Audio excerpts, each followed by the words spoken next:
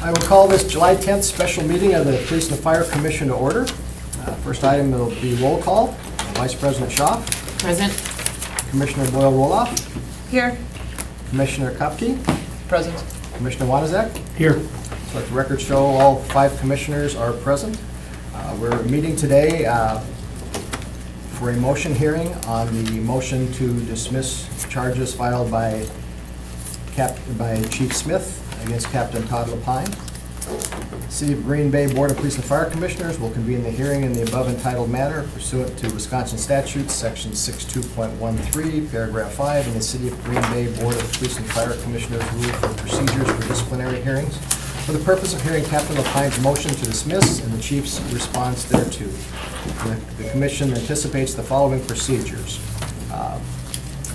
When the commission has received the motion to dismiss, the associated documents, as well as the chief's response to that.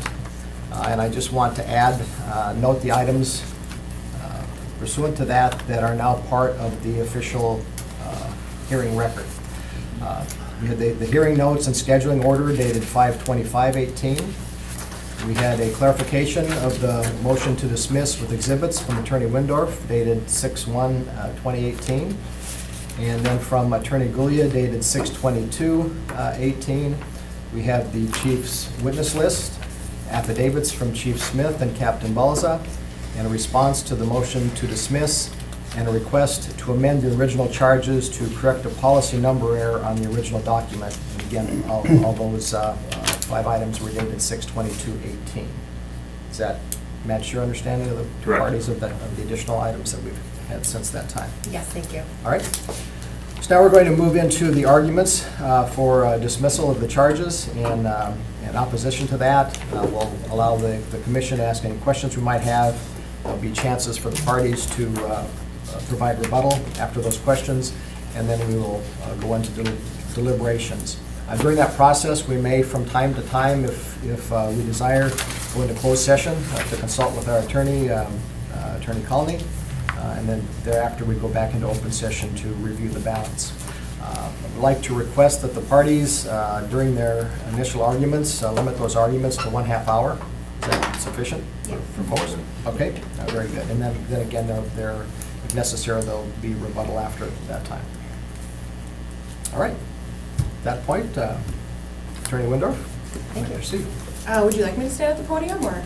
It's up to you. Okay, I'm just going to sit. Whatever you feel comfortable with. Just let the stuff direct. So, well, I appreciate the commission convening to hear this matter. I appreciate, and I'm touched to your time and attention to this matter and consideration of our motion.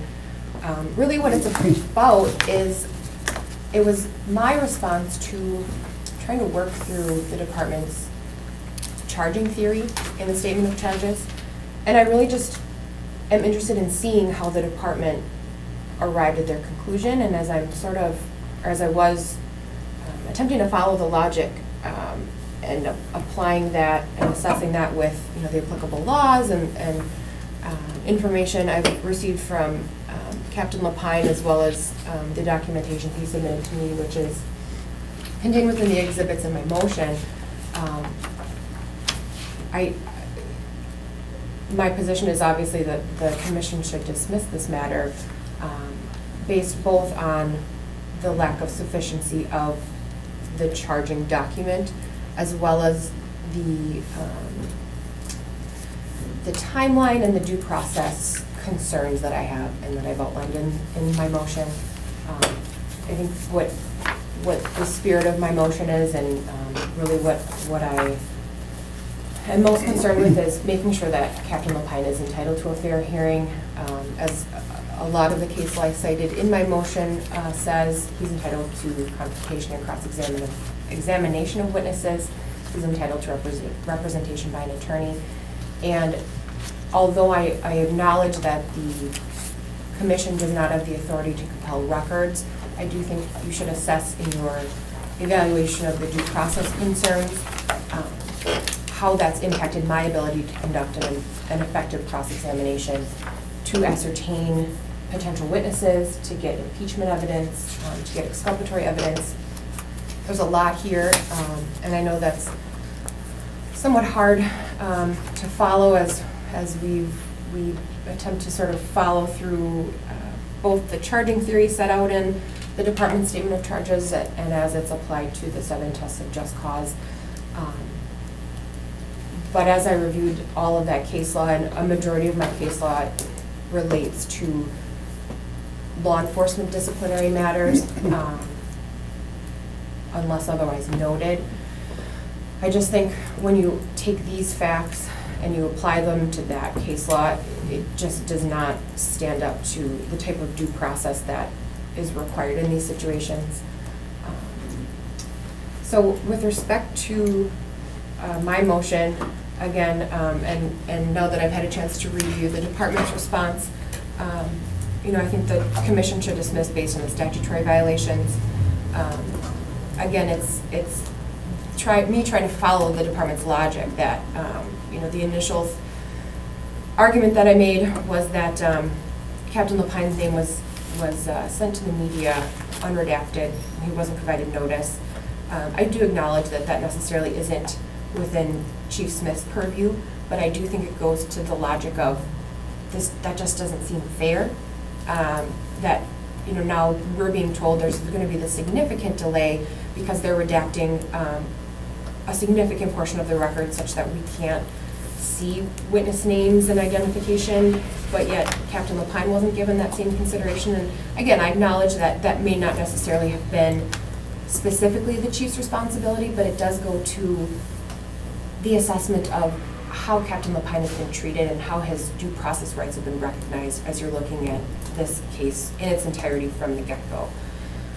As I also cited, it just seems to me, again, as I'm attempting to sort of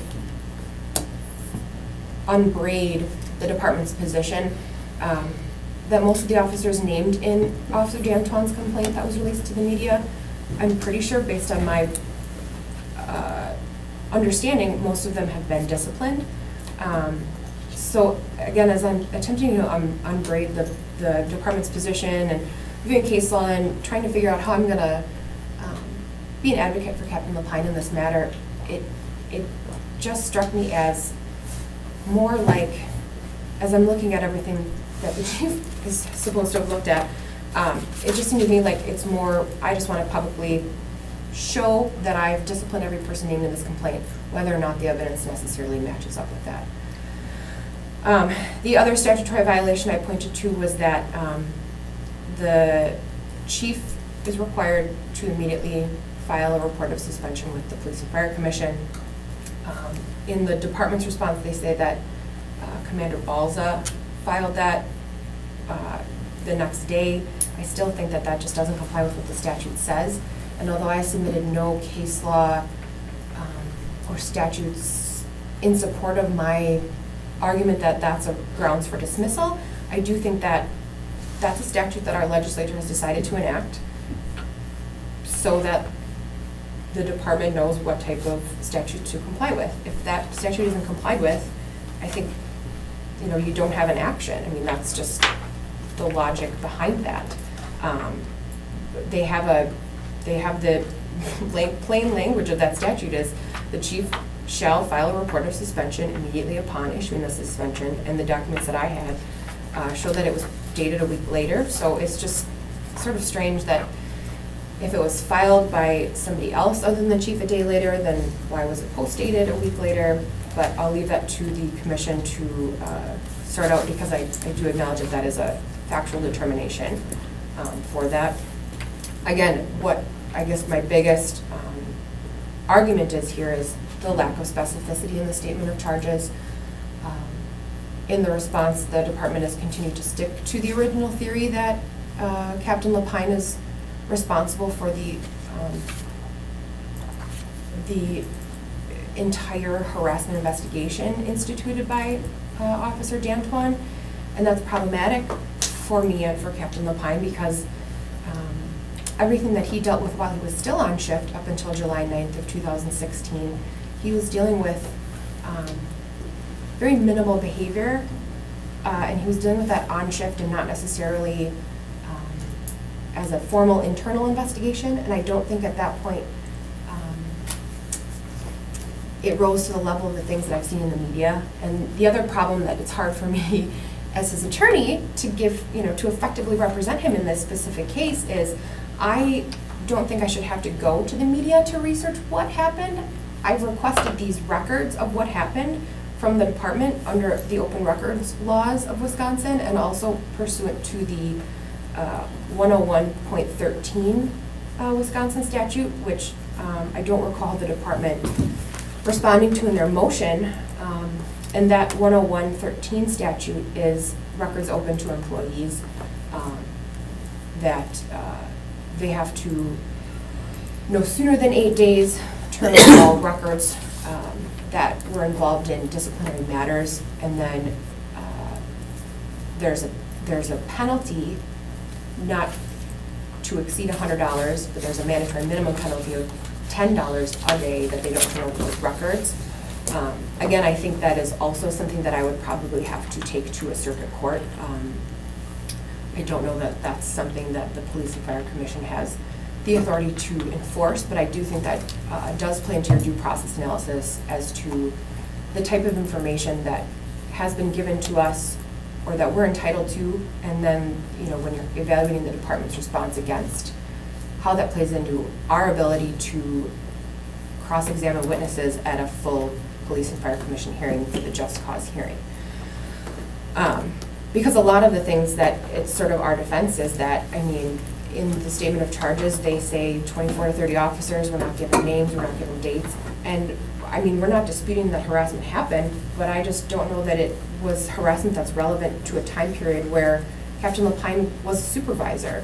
And there's the MDT messages in the statement of charges. There's the disparaging remarks mentioned in the statement of charges. Those are closer to specificity and naming specific dates and times for things that we can more easily defend against with relevant and specific evidence. But when they're using the MDT messages as a theory of negligence and trying to sort of analyze that under this umbrella of negligence, it's just very hard to follow.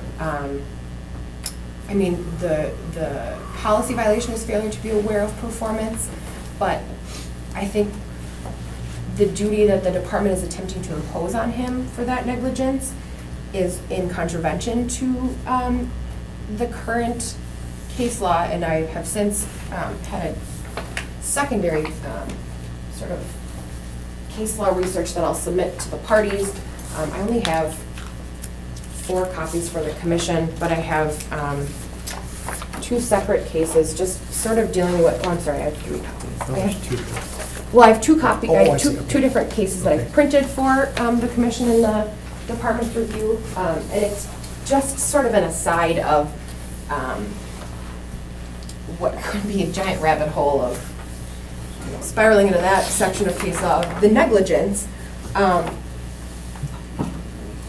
I think what he was aware of, he responded to, and that's certainly something that would, I acknowledge would be appropriate for a fact-finding hearing contemplated by a just cause hearing, but as it relates to the due process concerns and the lack of specificity, I just think when you're saying he didn't review these MDT messages, so that led to this toxic environment of harassment, is just so difficult to defend, especially when there's not more given to us in the statement of charges. Like I said, there's no names, there's no dates of the 24 to 30 officers who have said that harassment occurred, and we're not disputing that it did, but just whether or not those 24 to 30 officers said that Captain Lapine knew about it or should have known about it, that's what we want to get at. It's just a matter of, it's like an elementary school math problem. I just want to see how the department arrived at its conclusion. And I just am having trouble doing that with what's in the statement of charges and then how they responded to the open records request, which again is not in the purview of the Police and Fire Commission's authority to compel the records, but I do think it's important when you're considering how long this case has already taken, how long it will take. It was a year and 3 months after he left the night shift that he was first interviewed about the conduct at issue. And that's just problematic because it's kind of like, and I'm not trying to be disrespectful in any way. I'm not trying to disrespect law enforcement, but it's kind of a thing of, when you're an employer, it's sort of like training a dog. Like if you're training a dog and you're rubbing your dog's nose if they pee in the house, that's not going to really modify or correct the behavior. I mean, the idea is that you're rewarding them for when they do use the bathroom outside. And I know that's kind of a crass analogy to use, but I think that's sort of a way of understanding, if you want people to change the conduct, then approach them like adults, talk to them about it, do positive reinforcement, and I think that's where the 7 tests of just cause come in too, where you should be giving notice to your employees that certain conduct will or won't be subject to penalties. And then just the idea that he can't know what he can't know. I mean, I think some of that was completely disregarded by the department. He had 2 Laudermill hearings, and a lot of the information that I'm aware of that was discussed in those was just disregarded by the department, and that's fine. I mean, I guess they can weigh the evidence, but as I'm, trying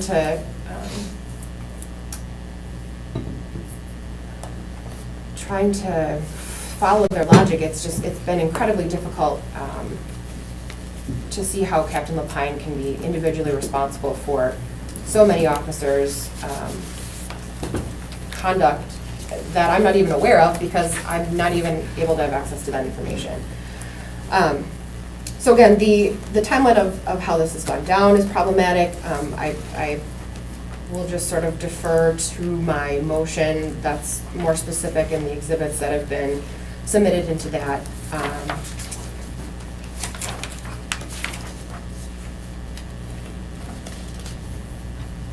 I also would note that the officers who sent the MGT messages at issue in the charging language, it's my understanding that those officers were not disciplined for those messages, so it's difficult to swallow how Captain Lapine should be disciplined for not reviewing those messages, but then the officers who actually sent them were never disciplined for those messages being harassing. I also, since filing this motion, became aware of some information regarding issues with Officer Dantuan. It's my understanding, and I am waiting on verification of this from the department via an open records request, that she subjected the department to liability in a very more direct way than what is being alleged here. She failed to properly handle a call regarding an intoxicated person at the Hyatt. She failed to back up another officer on a domestic violence call. Was less than candid about response times and whereabouts, and then also made derogatory comments about coworkers. For all those violations, it's my understanding an oral counseling register was recommended, which is just documentation of an oral warning. And I only mention that because it's concerning to me that her attorney has since told me that the details of the settlement restrict who she may speak to and what she may say. So I'm very concerned about that portion of this, because so much of the department's case rests upon her characterization of a conversation she had with Captain Lapine, which he has very different recollections of those. And I think that this kind of goes to the heart of why this is so convoluted. Like I said, I'm still waiting on open records requests on some of those specific issues.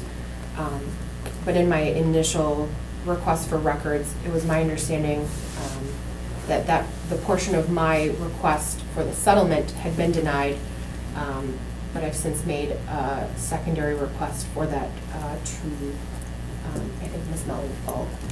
So I'm still waiting to hear on that, but I just bring that up because, like I said, there's a lot of moving pieces to this, and it's another thing that goes to the logic and the consistency of how the department is enforcing its policy violations. And I'm not trying to have a mini hearing today on many of the things that should be in a fact-finding hearing, but it's all relevant to how I'm trying to show the Police and Fire Commission that there's so much here, and there's so much that I think exists that I haven't been given, that I think it just does not comply with due process as far as our ability to obtain exculpatory evidence, impeachment evidence, evidence about witnesses, evidence that will support our defense, and just the evidence that either supports or explains the department's logic behind the charging statement.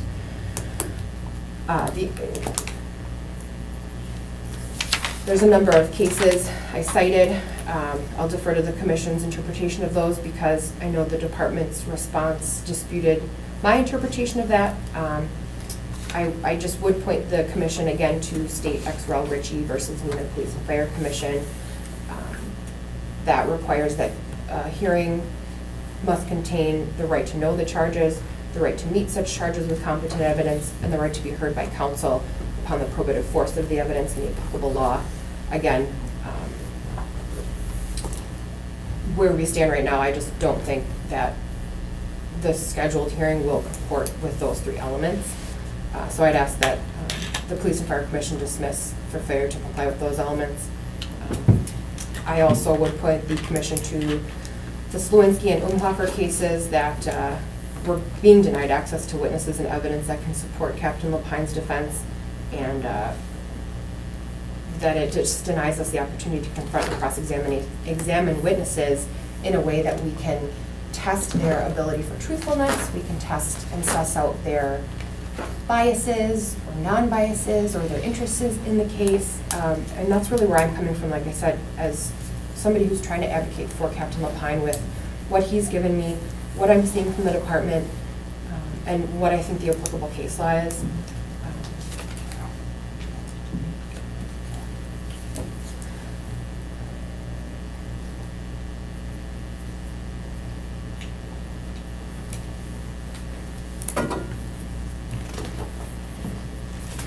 I also brought up, and again, not that I'm trying to litigate or have a mini hearing on things that are more appropriate for a just cause hearing, but when considering the principles of progressive discipline and what this case really is about,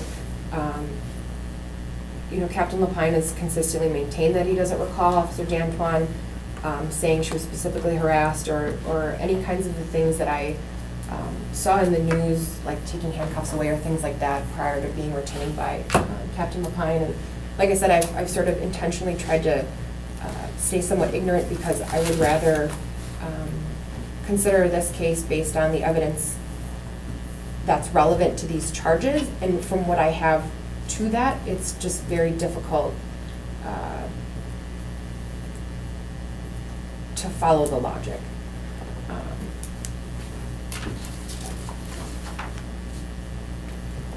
With respect to the principles of progressive discipline, again, I think there were what has happened and on both sides, the sort of unraveling of the employment relationship is, there's really no winner in this situation, and that's really the difficult question that you folks unfortunately have. And again, we appreciate your time and attention to this matter, but I only mentioned some of the things that Captain Lepine has already suffered, just to highlight that it's not like this hasn't had a huge impact already. I think Captain Lepine is certainly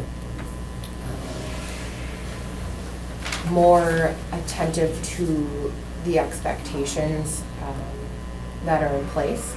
And I think certainly and I'm sure the Police and Fire Commission is more aware of how this has impacted the department than I am, but I think it's certainly nothing that he wants to continue to pick at, but I also think it's just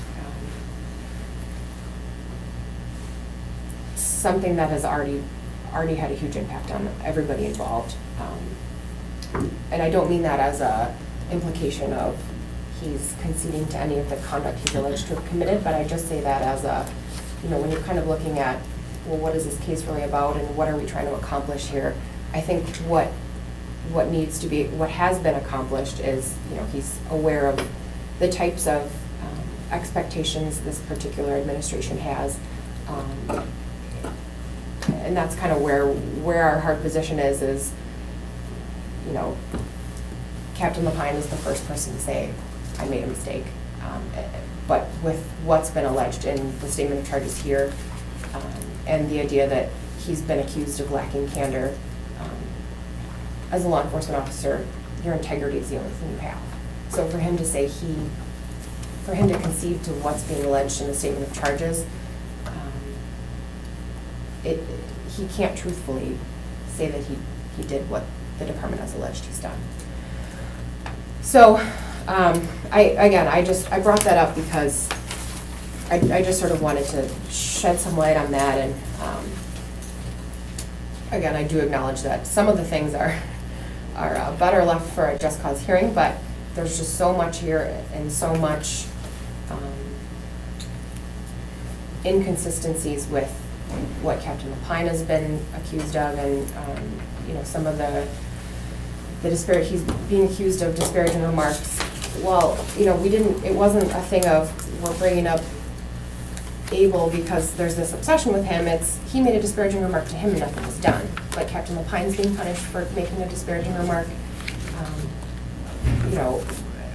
All of the charges that have been alleged, there's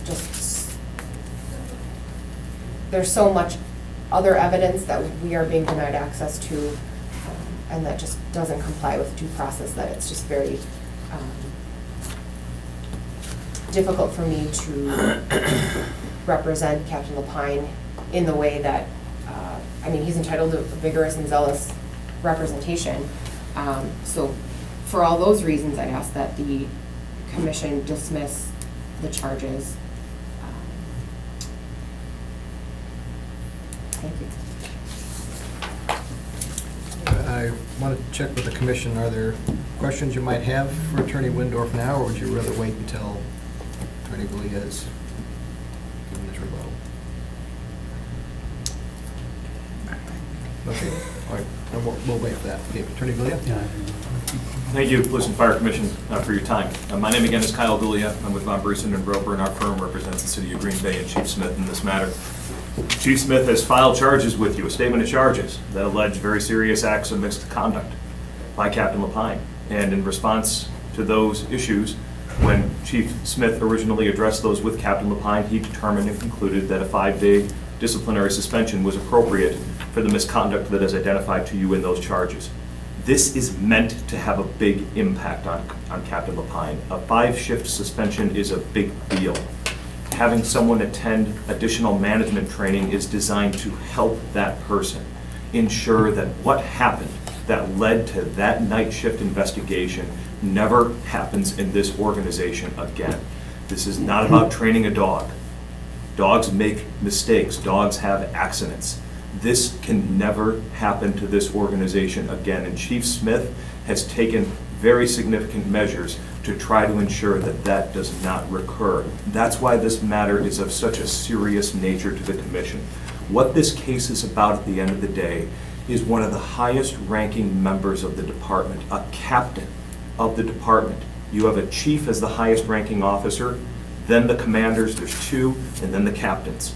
A captain displaying at what the chief looks at as being indifference to some of the misconduct that was engaged in by members of the night shift. Now, Captain Lapine may have certainly addressed some of those matters, but it's how he addressed it and what he didn't address that allowed that environment to toxify. That's what Section 2A of the Statement of Charges identifies. It identifies some very important information about, first, MDT messages, a random audit that was transmitted to Captain Lapine and to the other captains from the other shifts for a monthly review. He didn't respond to those audits. That did not enable Commander Ebel to understand what would have been discovered from those audits until it was too late. Additionally, in Section 2A of the charges, they identify inappropriate messages that were made by individuals while Captain Lapine was on duty, examples of those messages. They also identify the assertions that Captain Lapine made during the investigatory interview that he had given direction to his lieutenants about how to manage Lieutenant Korth, how to manage Officer Masiak and Brester. And yet those lieutenants, when they were interviewed, indicated that they did not receive such direction from him. In the chief's mind, that shows indifference by the captain. That necessitates discipline as a response to deal with that very problem of the conduct that's outlined in Section 2A. In Section 2B of the charges, that is the indifference that Captain Lapine showed toward Officer Stephanie Dantwin, a law enforcement, a patrol officer who is seeking help from the highest ranking person on her shift. Not once, not twice, probably 5 times. And he displayed indifference to her, essentially treated her in a nonchalant manner, almost as if she was overreacting. That's what's at stake here, is how the chief responds to that type of conduct as the highest ranking captain, as the highest ranking law enforcement officer on the shift. Captain Lapine needed to treat those discussions, those concerns that she raised with him with the utmost level of seriousness. And those weren't taken in that way. He did not comport himself to that of a captain or to that of the policy requirements that existed. Most importantly, with both of these situations that are identified in Section 2A and in Section 2B of the Statement of Charges, at no time did Captain Lapine let his commander, the chief, or human resources know about the problems that were occurring on night shift. Had he done so, we may have been able to nip this problem in the bud before that environment continued to toxify. Now, does all the fault at the end of the day for the toxified environment that existed on the night shift lay at Captain Lapine's feet? The answer is no. Other individuals have served disciplinary consequences for their roles in that environment. But Captain Lapine at least played some part in that toxification of the environment through that indifference. The last 2 issues that are identified in the Statement of Charges in Sections 2C and 2D, which are laid out clearly and which should be very clear to Captain Lapine to understand, is first how he conducted himself during the investigatory interview. Now, Chief Smith is not asserting that Captain Lapine was untruthful during the interview, but instead Captain Lapine's lack of recollection, Captain Lapine's deflection, his stonewalling during the interview, was not the type of behavior that Chief Smith expected a captain to demonstrate. That, in Chief Smith's eyes, necessitates that disciplinary consequence follow. Captain Lapine has been provided with his interviews. He made the statements that he made during the interviews. He knows the allegation. He should understand the allegation. If he would like to defend his conduct and say that he was not an obstructionist, that he provided all of the information to the best of his ability, he can tell you that at the hearing, and you can decide how you want to handle that situation in light of the evidentiary burden that exists. The last allegation deals with denigrating statements that Captain Lapine, again, the highest ranking member of the night shift, that he made about another captain to a subordinate law enforcement officer, and whether he should be subject to disciplinary consequence. There are rules with regard to statements of that nature that Chief Smith believes that Captain Lapine violated with regard to the comments that he made about Captain Moraski.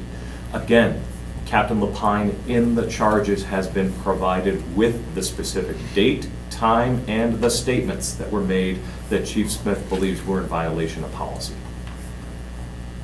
For one to suggest that the charges are vague, one need only compare the very case that they rely upon, which is the State Ex Real Ritchie versus City of Neenah Police and Fire Commission case, where in that case, all that the charged party was told as part of that proceeding, as it relates to the information in the charges, was simply this. This is what they were charged with. That the officer did on the 4th day of March 1969 at approximately 9:30 p.m. conduct himself in a manner unbecoming a police officer.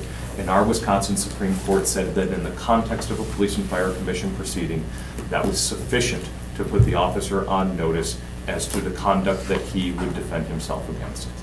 There are other cases that we've cited in that vein as well from our 7th Circuit that show that what Chief Smith has provided to you is sufficient from a charging standpoint to meet whatever burdens exist It complies with the commission's rules that you have established. Specifically, it contains the name of the charged party. It identifies, and this is your rule 1.06, it identifies the charged party, it specifies the alleged offenses, and it specifies the department rules and provisions of law or provisions of policy that were violated. But Chief Smith didn't stop there.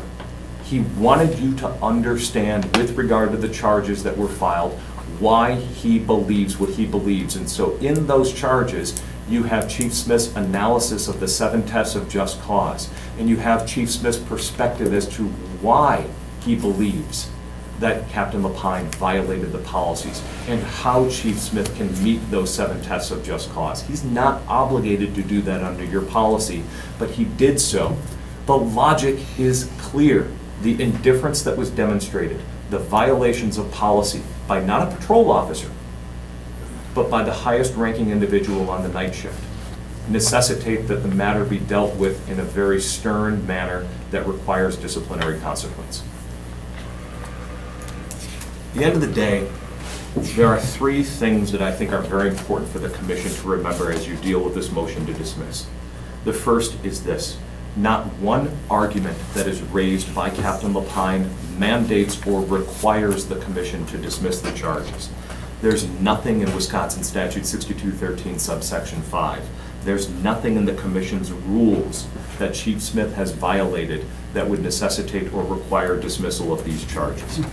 The second thing that I want the commission to remember, and I think that this is something that Captain Lapine, through the oral argument today, is telling the commission as well, that many of the arguments that he's raising are best reserved for the evidentiary hearing. A lot of the arguments that he's raising are simply challenges to the 7 tests of just cause. For example, whether Captain Lapine was aware of the rule or expectation of conduct under test 1. Under tests 3 and 4, whether there was a reasonable effort that was initiated by the department to gather facts for which the chief could base his decision, whether that effort under test 4 was fair and objective. And under test 6, whether Captain Lapine is being treated as any other similarly situated captain under Chief Smith's command. And then under test 7, what penalty does this matter require in consideration of Captain Lapine's record of service and for the good of the police service? That's the arguments that they're raising go towards those 7 tests, but they're not arguments that necessitate dismissal. After you read the charges, you'll see Chief Smith has provided you with sufficient logic in those charges to show that those 7 tests can be met. The third thing that I want you to be mindful of is this: the charges themselves are sufficient. They contain sufficient detail to apprise Captain Lapine of the subject matter of these proceedings that are against him, i.e. the MDT messages that he failed to review and respond to, his direction or lack thereof to his lieutenants, his failure to properly handle the complaints and concerns raised to him by Officer Dantwin, how he conducted himself during the investigatory interview, and then his comments about Captain Moraski. That's the subject matter of this proceeding. This case is not about relitigating the entire night shift investigation. What those officers saw appalled some of them. They told the investigators that during the investigation. I don't see how turning over all of the details of the night shift investigation is necessitated in this matter here in order for this issue to proceed to hearing. With all of that said, with those concepts in mind, I want to turn now to the 4 arguments that they raise in the brief to make certain that the commission understands Chief Smith's very strong position on this matter. The first is that they accuse Chief Smith of statutory violations, but they don't do that with any sort of authority that would require the dismissal of the charges. As it relates to the release of Captain Lapine's name in the release of Stephanie Dantwin's discrimination complaint to the press, neither Chief Smith nor Captain Balza were involved in the release of that record. How they should be held accountable through the dismissal of the charges as it relates to this matter is something that is inconceivable in our eyes. Captain Lapine provides you with no legal authority mandating that dismissal exists. I don't even believe the commission would have jurisdiction to address an open records issue of that nature to the extent that there even is one. But nonetheless, if Captain Lapine wants to raise his theory of defense, that Chief Smith wants to publicly demonstrate that he has disciplined all officers of this department that were involved in this night shift matter, then he can pursue that theory before you. I believe that Chief Smith will be able to articulate for the commission at the evidentiary hearing the specific reasons why he believes that Captain Lapine himself, based on Captain Lapine's conduct, must face the consequences that Chief Smith has levied against him. The second statutory violation argument that Captain Lapine raises deals with the timing of the notice of suspension being issued to the commission. The statute identifies that the notice of suspension will be issued immediately. It gives no specificity as to the number of days or how the notice of suspension is to be provided, but under this situation here, Captain Balza has filed an affidavit indicating to you that he filed what he believed was the normative process for processing that notice of suspension to the president of the commission. It was emailed to Melanie Falk in the Human Resources Department the following morning after the suspension was issued, and it was mailed to President Goldhahn the following morning after the suspension was issued. Captain Balza indicated that he did not leave the envelope in the overnight mail bin on the date that the suspension was issued for very good reason. Any sort of letter that would go to the president of the commission would be something that individuals in the department might be very interested in. Instead, he took a practical approach respecting the interests of Captain Lapine and mailed it on the following day. There's nothing in the statute that necessitates that the suspension should be overturned or that it would prohibit Chief Smith from proceeding with charges. Were the commission to even conclude that because the suspension was not immediately filed at the same time that the suspension was issued, fine, overturn the suspension. We'll file charges then. Chief Smith will simply file charges requesting disciplinary consequence against Captain Lapine. There's no need to even entertain the argument any further. It doesn't necessitate dismissal in the least bit. As to the other arguments that Captain Lapine raises, he identifies the lack of response to the open records request as being an issue. First and foremost, the city has a legal obligation when it receives a request for records, and that's what the city received on May 11, 2018. They received, and I'll quote from the discovery request from Captain Lapine, "This request for discovery materials is made pursuant to Wisconsin Statute Section 62.13 Sub 5 and 19.21 to 19.37, and also pursuant to the Green Bay Police and Fire Commission Rules of Hearing and Procedure Rule 1.08 Wisconsin case law." There's nothing in there about any sort of request for records pursuant to any sort of collective bargaining agreement, and there certainly is not a request for records pursuant to 103.13 of the statutes. But nonetheless, the department has been working with them with regard to that response.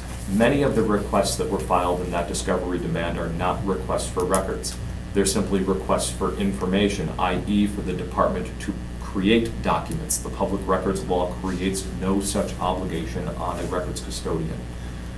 With regard to the other requests, either A, they've been filed and the records have been provided, B, the records are presently being reviewed or will be reviewed after they are located, or C, a request for clarification or request for more specificity was filed back with Captain Lapine, asking him to provide more detail to narrow the scope of the request.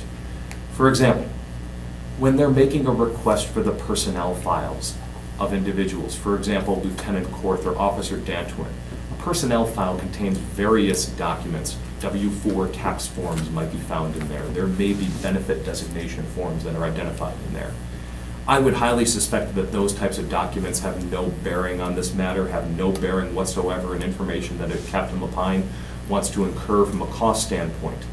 Give us some clarification as to what exactly you're looking for so that the information can be provided. And rather than asking for all the personnel files of individuals that were involved in the night shift investigation, identify the specifics. If a similar request was received from another records requester, I'm confident that the city would have handled it in a similar manner of asking for clarification. As it pertains to investigatory interviews, a request was made for them to tailor the scope of their request, to narrow the scope of it to a specific list of individuals or a specific number of individuals, rather than asking for every single interview. That would put an onerous and ridiculous burden on the records management division to have to review every single one of those investigatory interviews that was conducted during the night shift investigation and the supervisor investigation. It simply is not a burden that the custodian must undertake under the law. At the end of the day, with regard to the records requests itself, Captain Lapine asks that we treat it as a 19.35 subsection 1AM request. That's a request for records that contain personally identifiable information under the law. Those requests are treated differently than a prototypical 19.35 1A request. The Hempel versus City of Baraboo case that is cited in our brief articulates the Wisconsin Supreme Court's very addressing of that issue involving a sexual harassment investigation, where the court said to the alleged harasser in that case, you don't get the records at all under subsection 1AM because they may lead to an enforcement proceeding. Here, the very same statute would apply, that Captain Lapine would not be entitled to receive those records because 1AM1 would kick in, which says that if the records may lead to an enforcement proceeding before an administrative body like you, the Police and Fire Commission, the city does not have to provide access to the records. We're not going down that path with him. We intend to provide the investigative report, the 17-000009 report, which is the supervisor investigation report, but in redacted form, to respect the interests that other city employees have and for which the department and the records custodian has a legal obligation to respect those interests when applying statutory prohibitions to the release of records as well as the balancing test. And in the Hempel versus City of Baraboo case, the Wisconsin Supreme Court cited approvingly in that case, identifying that names of witnesses to the harassing behavior and those who cooperated in the investigation could be redacted to protect those individuals, to ensure continued frank and candid communications in the future and cooperation when investigations arise in the future. Those very same principles apply here. But at the end of the day, when you look at the allegations that are in the charges themselves, the names of those people are essentially irrelevant. We've provided a witness list to Captain Lapine that identifies for him the specific individuals that Chief Smith may call at the proceeding. That includes several of the lieutenants that Captain Lapine indicates that he provided direction to with regard to how to manage certain officers, but those lieutenants don't share in that same observation. It contains the identities of the commanders. It contains the identities of Captain Balza, as well as individuals from the IT department who can provide testimony. That's the scope of the case. Finally, as it relates at least to the lack of response to the open records request issues, in Captain Lapine's brief, that's where he addresses the Slowinski and the Umhofer case. Neither of those cases apply. Slowinski applied when at the evidentiary hearing, the witness refused to provide testimony as to the identity of an individual who was involved in the sting operation with him. And the Police and Fire Commission, when they had received an objection from Slowinski's legal counsel, did not direct the witness to answer the question and to name the name. You have not been presented with that issue yet because the evidentiary hearing has not even occurred. The Umhofer case similarly has no application to these proceedings. In Umhofer, you had an individual, Umhofer, who was a law enforcement officer, a male, who was subject to charges in the Police and Fire Commission proceeding. At that proceeding, the wife of Umhofer provided testimony. There were objections that were raised by Umhofer's legal counsel that her statements should not come into the record because they would be shielded by the marital privilege, and the Court of Appeals determined that that privilege was not given the consideration that it was owed under the circumstances. Again, not a situation that is before this commission today because, again, no evidentiary hearing has even occurred, and the issue, the specific issue of a witness refusing to testify or a witness testifying about matters that Captain Lapine could prohibit the testimony of, which I don't envision happening in this case, but nonetheless, those issues haven't even ripened yet for consideration in this matter. Finally, as it relates to due process, there's not one case that Captain Lapine cites that says that he has an explicit right to records in an unredacted form. You have been provided with cases that say that he is not entitled to that information as part of a due process hearing. You've also been provided with case law that suggests that he's not even entitled to a witness list, but nonetheless your commission rules necessitate it, and Chief Smith has complied with that witness list obligation that he has to enable Captain Lapine to proceed with the hearing. All right, the next issue that Captain Lapine raises is the lack of timeliness of the proceedings. The very case that he relies upon defeats his very argument. The timeline that the courts look at is, when does the deprivation of property occur? I.e. the suspension, the demotion, or the termination. To the post-deprivation hearing, what's that timeline? Not when did the individual leave the night shift, when did the investigation commence, and then when was the discipline rendered, and then when does the evidentiary hearing occur. Instead, the timeline is from when Chief Smith notifies Captain Lapine of the suspension. That's in March of 2018. You have approximately a 9-month time span to when the evidentiary hearing in this matter should occur in December of 2018. That very 9-month timeline was upheld in the Loudermill case cited by Captain Lapine from the U.S. Supreme Court. We have also provided you with case law from our 7th Circuit Court of Appeals indicating that when an administrative bottleneck exists, that a 1-year delay where an individual is terminated and has no pay coming to them, and they have to wait a full year without pay to get their administrative hearing, that the court said that that was permissible under those circumstances because of the administrative bottleneck. Here, the factors support and suggest that the timeline that the commission has established in this matter is lawful. First and foremost, I think it's very important that the commission is mindful that protecting the interests of victims of harassment and protecting the interests of witnesses and those who cooperated in the investigation in order to best shield those persons from retaliation to the extent practical should weigh heavily in being very careful with the timeline of this case. Second, Captain Lapine has filed a very extensive open records request. At the May 24, 2018 hearing, this commission considered that request, considered the timeline for the response, considered the possibility of simply holding multiple days of hearing, and determined that the efficient course of action was simply to wait to hold the hearing until the records request to the extent practical could be fulfilled, and drawing the assumption again that it would be tailored. Lastly is from the efficiency of the process in and of itself. That to me is the most efficient process rather than holding essentially multiple mini hearings where there's multiple delays in between days of the hearing. Finally, under statute, under 6213 sub 5E, to the extent that Captain Lapine would be deprived of any pay along the way here, i.e. if he would serve any of those suspension days, if the commission were to determine that the suspension is not warranted, you can order the back pay to him. Now here, Captain Lapine, as I understand it, has not served any of the suspension days. And as such, when you compare his situation, where he is continuing to serve the citizens of the city of Green Bay as a captain, as one of the highest ranking members of the police department, he is actively out on the ground, in the office, serving as a captain, receiving a paycheck, doing the job. That's completely different than an individual who's waiting 1 year without pay to get their job, to try to get their job back. As it relates then, the last argument that they bring up are the concepts of progressive discipline. Progressive discipline in and of itself, you won't find those words in 6213 sub 5 of the statutes. Your role as a commission is to determine whether Chief Smith, to the extent applicable, has met the 7 tests of just cause as outlined in 62.13 subsection 5EM 1 through 7, to determine what penalty Captain Lapine's record of service necessitates under the circumstance, and then to determine what penalty the good of the police service requires. There's nothing in there about progressive discipline.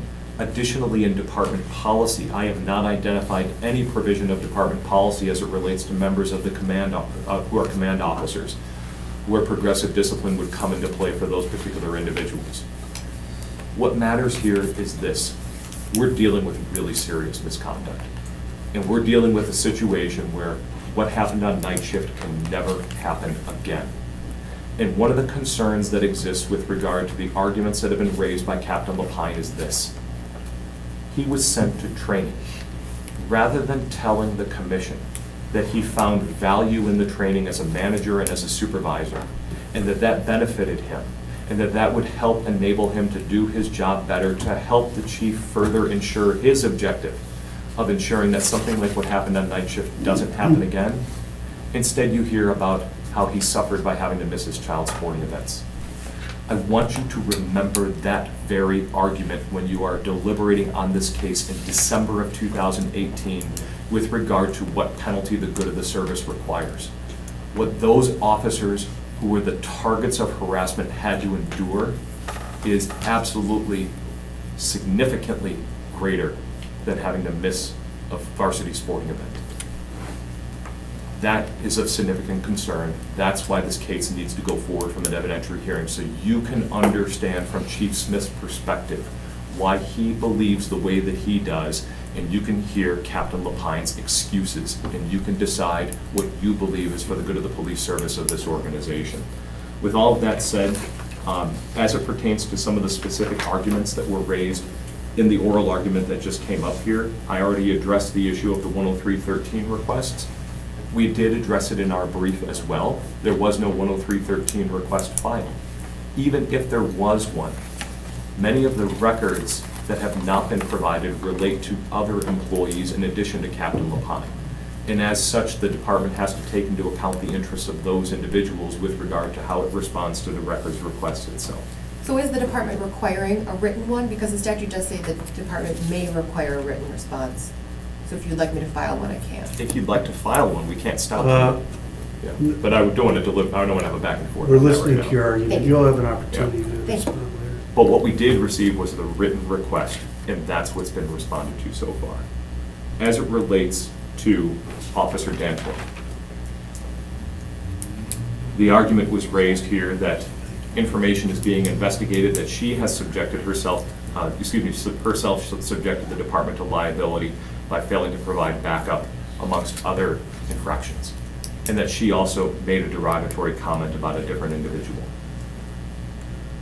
When we view that particular assertion, you must be mindful that you're dealing right now with a captain that is before you of this organization, a highly experienced law enforcement officer, someone who has worked their way up through the ranks of this organization, and who himself chose to take on the very awesome responsibility of being a shift leader.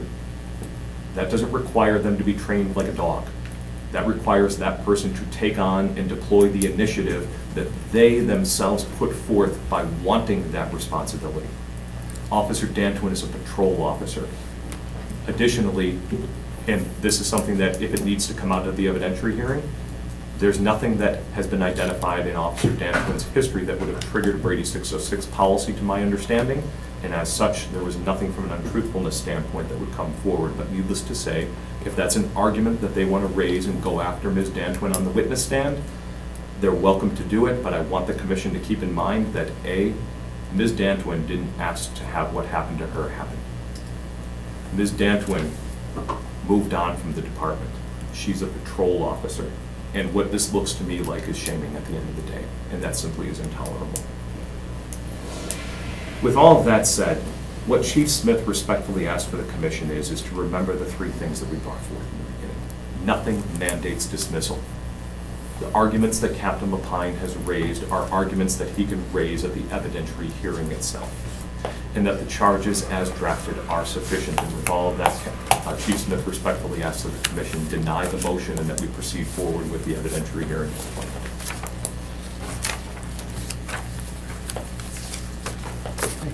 Any questions before rebuttal? Actually, I do have some questions for both that I think the commission should be aware of. Mr. Gulia, Yes. what's the status of the records disclosure procedure at this point in time? Where are we? Where they are is they're presently reviewing. And I apologize, that's the best update that I can give to you. Are they still on process for the timeline? I've not been provided with any information to suggest that they are not on pace with the timeline. One of the concerns that exists, which was outlined in our response brief, is that we have not received any sort of request for clarification, or excuse me, response to the request for clarification from Captain Lapine. And that because we have not received that, there's simply not any way that we could respond to the request as presently filed within the timeline. It's got to have some tailoring to it. With regard to the supervisory investigation, that you're planning on releasing that as well? Yes. as some of the other investigators? Yes, that was a record that was requested by Captain Lapine, and that record, that report would be released to him as part of that response to the records request. Now, there's been some redaction in some of the documents that have been released. Correct. And the redaction has been predominantly witnesses. Correct. Witnesses who were non-offenders, so individuals who were not engaged in wrongdoing. Individuals who did engage in wrongdoing, much of that information has been left in the report that was redacted. But for individuals who were simply witnesses and did not engage in wrongdoing, much of that info has been redacted. Additionally, information that would identify those persons, either directly or indirectly, has been redacted from the reports, is my understanding. Now, in your response to these requests, the chief is acting in his role as a records custodian under the public records law. Is that correct? That would be my understanding as to how the Records Management Division is handling it. Okay, and probably with some assistance from either you or the city attorney's office? in Correct, those from the city responses? attorney's office at this time. City attorney's office, okay. One thing in the charges that I did have a question about, there are allegations regarding lack of candor. Correct. Is there a rule that's cited that was violated by the lack of candor? Or am I missing it? No.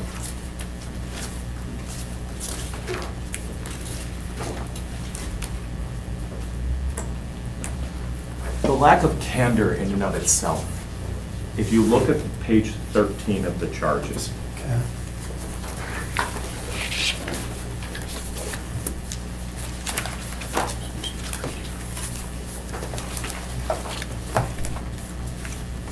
there's the failure to be aware of performance, the failure to reasonably be aware of performance of their subordinates or to provide appropriate guidance and control as being one aspect of it, as it relates to the lack of candor. As it relates to the supervisor to document incidents, that may also relate to that lack of candor.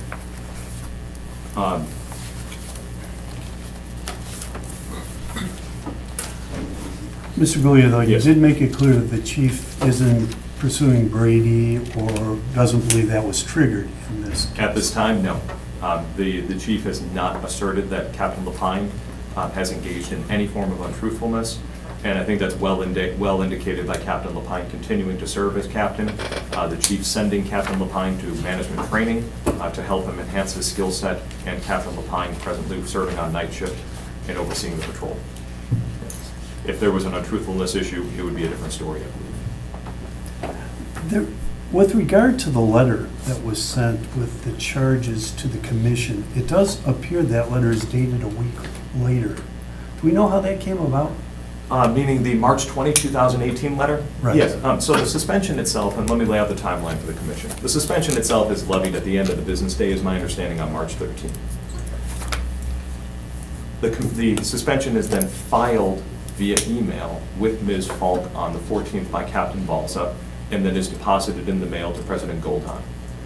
Captain Lapine then files his notice of appeal with Chief Smith later that week, which I believe was on or around March 16th. And Chief Smith, whether he was around that day, but soon thereafter, responded and filed that notice with the commission, notifying them of his decision to appeal, and then also provided, again, a courtesy copy of the suspension as part of that March 20, 2018 letter. And you say that Captain Lapine has not served the suspension at this point? My understanding is he has not served any of the suspension days, and it's because Captain Lapine had provided either verbal or it may have been a form that was not a correct request to appeal the commission's suspension, but because he placed them on notice immediately, they did not implement any of the suspension days at this time. Ms. Windorf, I have a couple questions for you. You've stated that you think the procedural history delay invokes due process right violations. Has there been any, what is the actual damage? Can you give me some examples of actual damage or prejudice that your client has actually experienced at this point? Well, I think it's some of the things of, he's being disciplined for disparaging remarks. but yet a threat of him being terminated was made to him and nothing was done about that. It's just kind of more of an emotional environment and an emotional toxic environment of, just personal interactions with these officers is difficult, as Attorney Gulia stated. It's a pretty small group of commanders and captains at the top, and, this has gone on for over 2 years, and, that is just in and of itself incredibly awkward. It implicates his ability to supervise his officers. It implicates his ability to interact with the chief. And I think that's a two-way street as well. It's just an incredibly awkward situation regarding that. I'm sure Captain Lapine could probably better answer that question. But just the fact that this has been going on for so long, and it would have been one thing had we had the hearing when we were sort of optimistic that it could have finally been concluded in July, but just the idea that, they've put all these things at issue, and it took them, a year and 3 months to even interview him about it, and then another, I think it was almost a year to decide on what they thought was the appropriate discipline, and now, it's going to be over 2 years until we actually have a determination after he's decided to, enforce his, or pursue his statutory rights to a just cause hearing. I think just the idea that that's a constant in his life, in addition to the incredibly difficult duties of a law enforcement officer, especially now that he's back on the night shift. Just the sleep schedule alone, the different type of animal that is the night shift.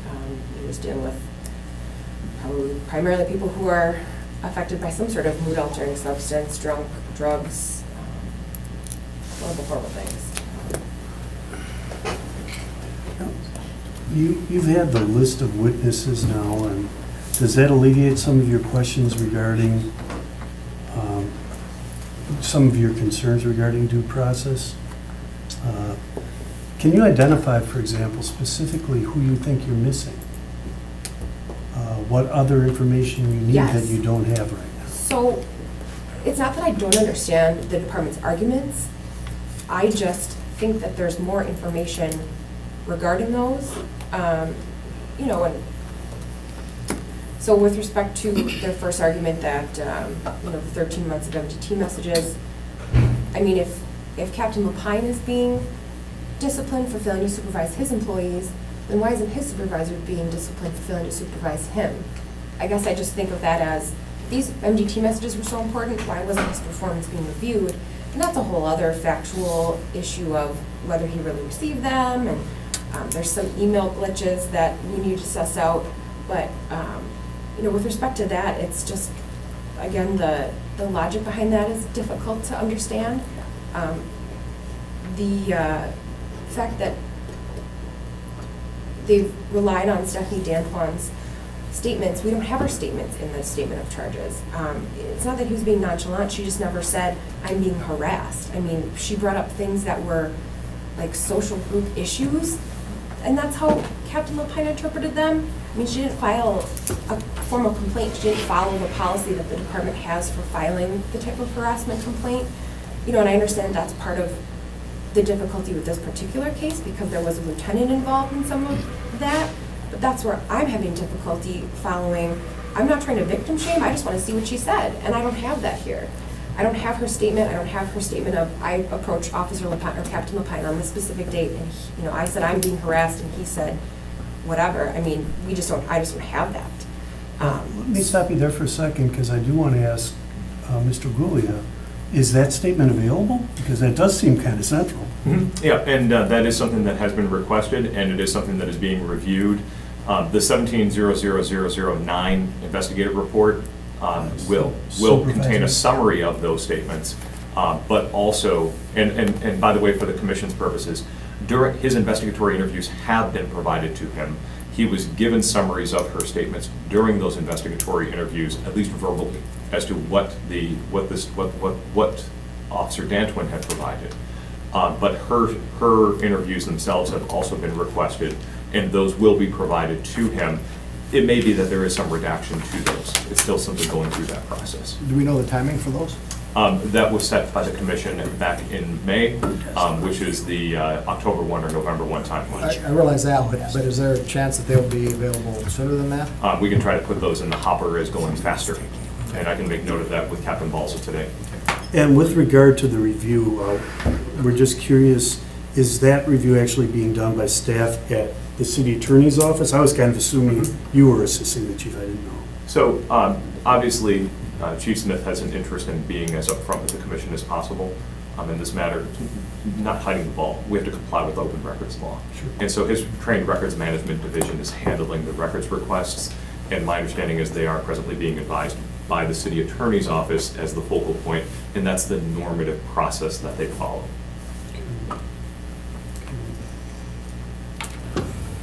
The city obviously has an interest in maintaining cost, I would suspect, as well.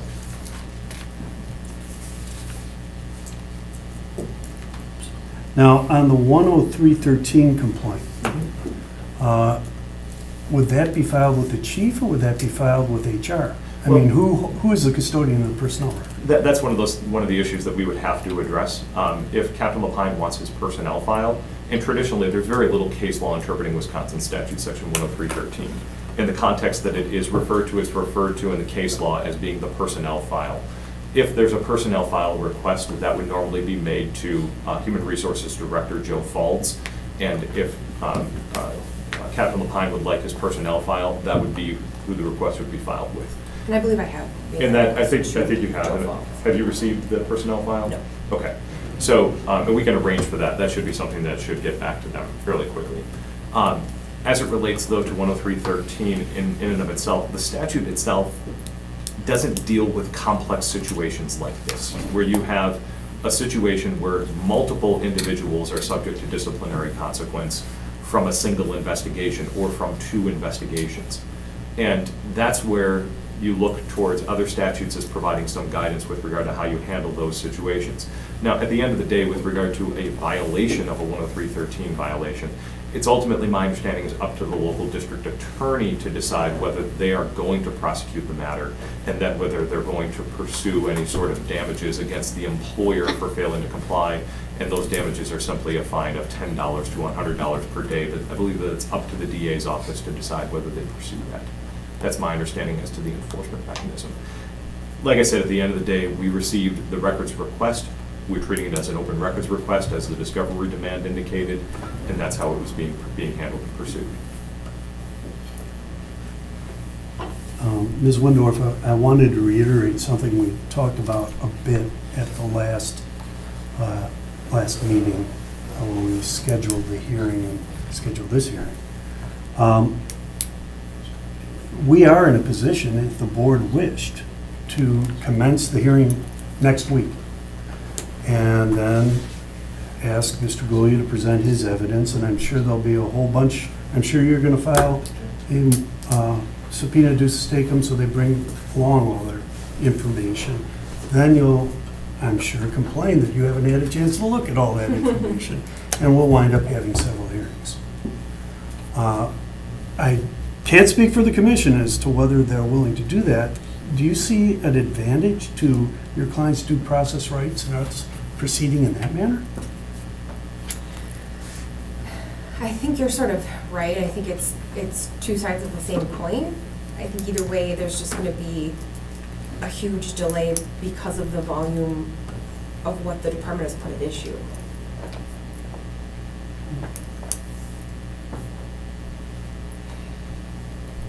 But I do appreciate the commission scheduling something that's more linear in nature. I guess it's a thing of, given how long the pre-deprivation process took, coupled with the post-deprivation procedures and all of the information that the department has chosen to include in its statement of charges, I think all of those things accumulate to violate his due process rights. I noticed you raised a liberty interest, and I just wanted to get a little better handle on that. In my experience, a liberty interest normally is a right for somebody to clear their reputation. Oftentimes, a post or pre-deprivation hearing is what's the remedy. Am I incorrect in assuming that if we have this hearing, that would serve the purpose of addressing the liberty interest? Yes, I did bring that up just because I did think it was, I mean, I think we're squarely within the property interest portion of it. I think Wisconsin law is quite clear on that, but with respect to the liberty interest, that gets to the lack of candor that's been alleged. And I am very concerned about the department saying, well, he hasn't been subject to Brady Giglio yet. So I wanted to bring that up because at this point, there still is that possibility. And that's a very serious thing in my opinion. May I respond on the liberty interest issue? Sure. In and of itself, I think the Police and Fire Commission hearing itself would serve the dual purpose if there even was a liberty interest issue. We do not believe that there is one. There's a very simple reason for it. A, Captain Lapine remains employed as a sworn law enforcement officer performing his same duties as captain. He has not suffered any sort of reduction in rank as a result of the determination of Chief Smith at this time. So there's a stigma, but no plus. So there's no liberty interest. There's no liberty interest that's triggered. Additionally, the lack of candor in and of itself is not a trigger because, at least as it relates to this matter, because it does not implicate his truthfulness. And again, if there was a truthfulness issue, I believe that you'd have a different case before you today from that standpoint. But if you look at the Lawson case that's cited on page 42 of our brief, that case talks about when an individual loses their employment. That would be when it's triggered, when there is that stigmatizing information, would trigger the liberty interest hearing aspect. Or if they are moved from one job to another job, that may do so. If the commission were to conduct the evidentiary hearing and the commission were to conclude at that evidentiary hearing that a suspension was insufficient, that reduction in rank was appropriate, I believe that the evidentiary hearing before the commission would constitute the liberty interest hearing as well. But I don't believe there's any sort of separate hearing that's necessitated at this time. I also should clarify, with respect to the stigma portion of it, and with respect to Attorney Coney, your question to me about the rights or the other things that he suffered, it's difficult for me to get a full answer, but I do have concerns about the comments that both Chief Smith and Attorney Goya have made that this will be in the news, and Doug Schneider has made some open records requests, but I have a pretty strong suspicion that the department is also sending some of those things to Doug Schneider, which, there's nothing preventing them from doing that, but I just think it's in poor taste with respect to this proceeding. Well, I believe we've copied you with everything we've released. Right. Yeah. And normally, Doug normally goes through us. I don't know if he's made any other requests. One, I have not released anything about Captain Lapine to Mr. Schneider or to any other reporter. Attorney Windorf, I'd be happy to discuss that with you afterwards if there's a way to address that concern. And likewise, if Yes. we get any more requests from Doug or anyone else in the press, we'll let you know that. No, and I brought that up just because,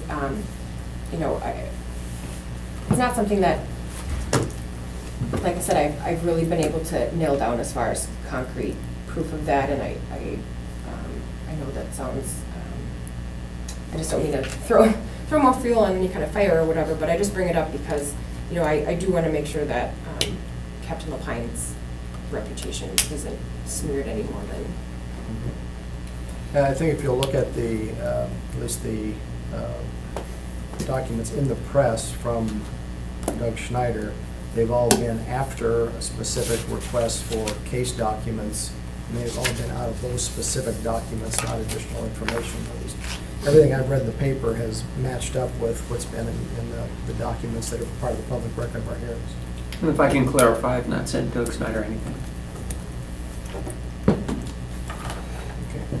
You got all your questions? Yeah. This part? Okay, prior to rebuttal, we'd like to take about a 10-minute recess to stretch. That'll give you a chance to get your 10 minutes worth of notes. And then you'll do a rebuttal, and then we'll also address your question that we talked about earlier when Attorney Billy was giving his. Oh, sure. Okay. All right, so we'll get back together at 2:30.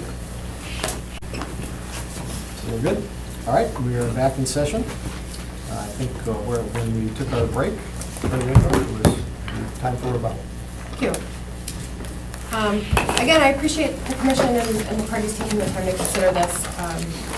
I think it's quite easy for some of us to be armchair quarterbacks in situations like these, and not that, again, we're conceding to anything, but I think it's something that I hope, and I'm sure the commission will temper their consideration of this with the idea that law enforcement officers don't have crystal balls, and they're certainly still human beings with families.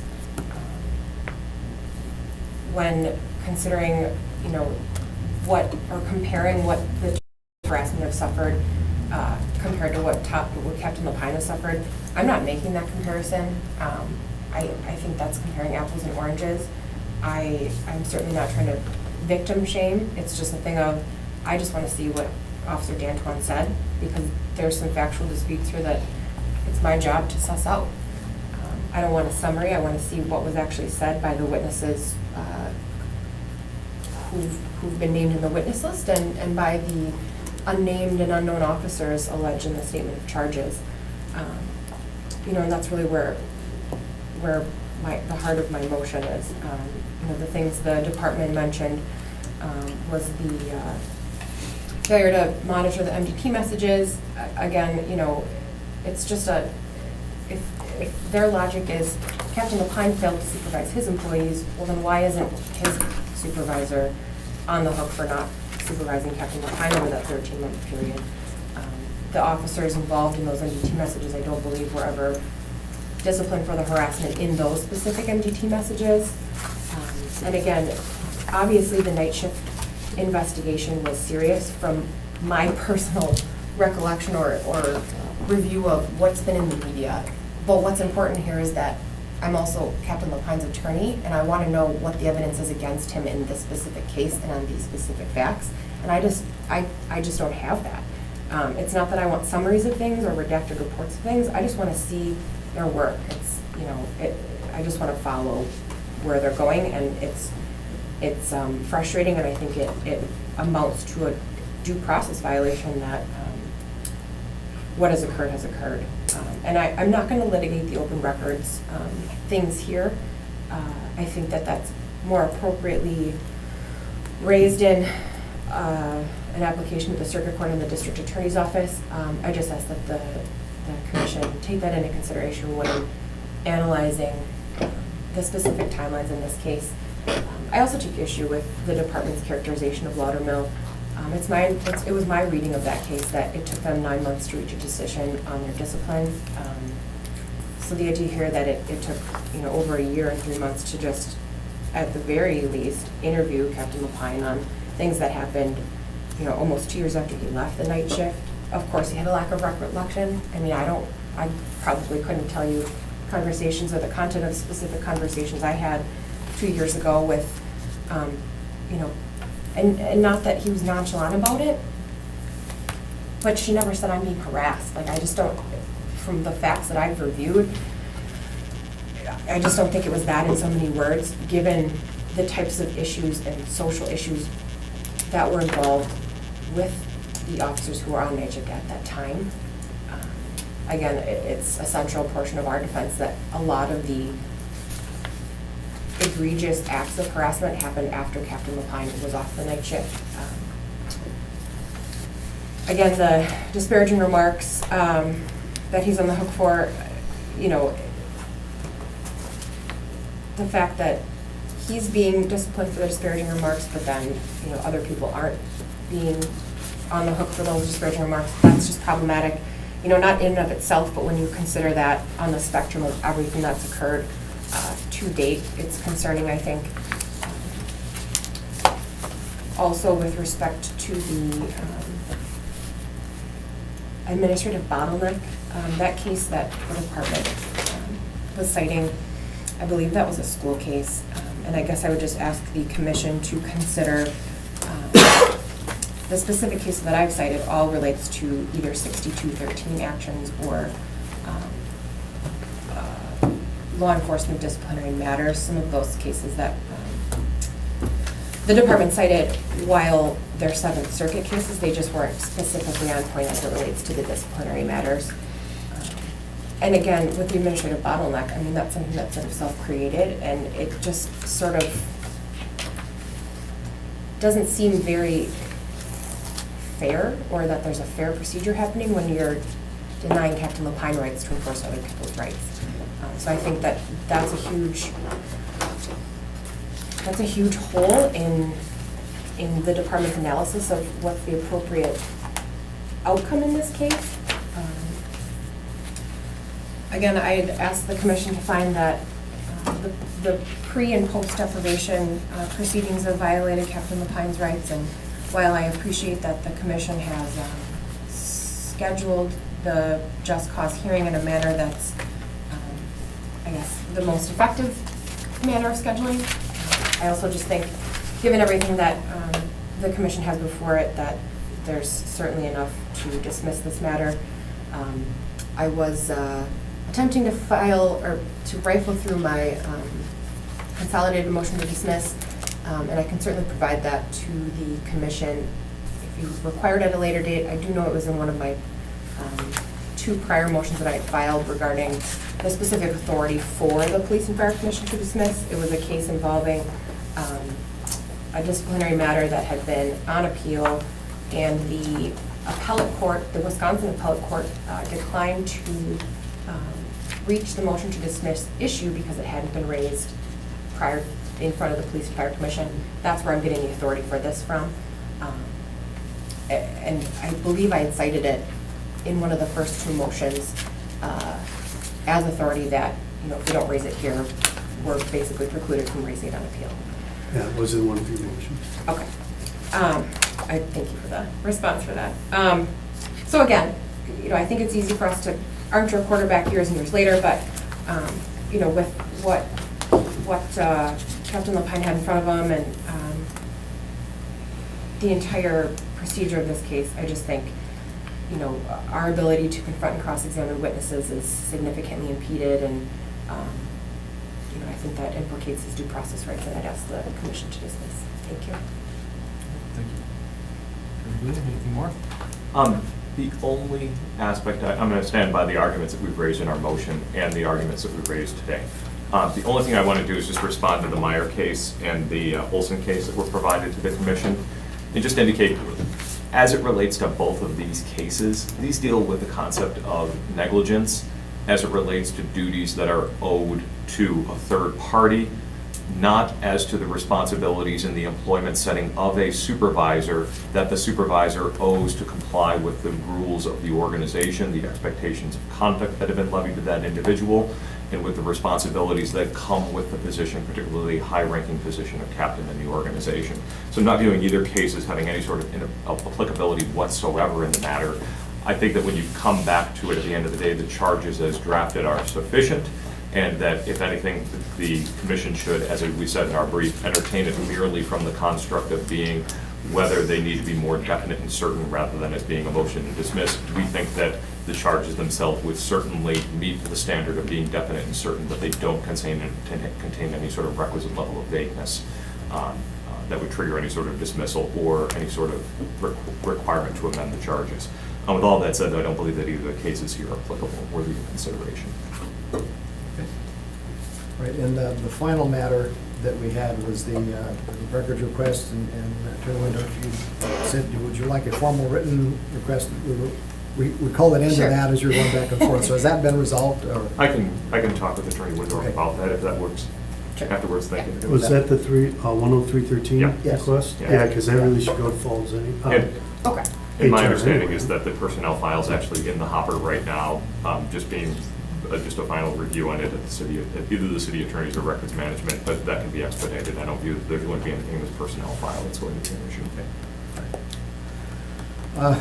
Given the end of the testimony or the end of the arguments here, I'm going to request that we go into closed session to start deliberations. And what I'd like to do is very quickly in our discussion, determine whether or not we think we will come to a determination today, now, or not. And then I will come back and I'll let the group know one way or the other. So if we don't think we're going to have an answer today, we'll let you all go and then talk about when we think we might, or if we think we'll, while we deliberate, we'll have an answer now, we'll let you know that. Sounds good, So I thank think you. Very good. if the other room is still available, Jen, I think we'll go to the other room. That will speed up our deliberations. All right, we're back in open session. While in closed session, we began our deliberations. We have set a schedule to have a response to the parties by Friday of this week. And then there was a motion by Commissioner Wanazek, seconded by Commissioner Roloff, unanimous approval to go back into open session. And then a motion by Commissioner Wanazek, seconded by Commissioner Roloff to adjourn. Again, unanimous consent, so the meeting is now adjourned.